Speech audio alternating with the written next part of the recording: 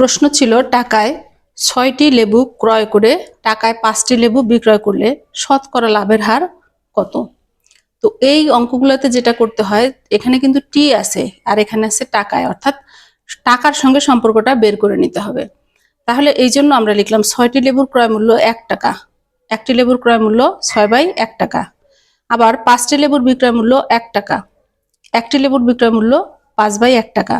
তাহলে লাভ কত?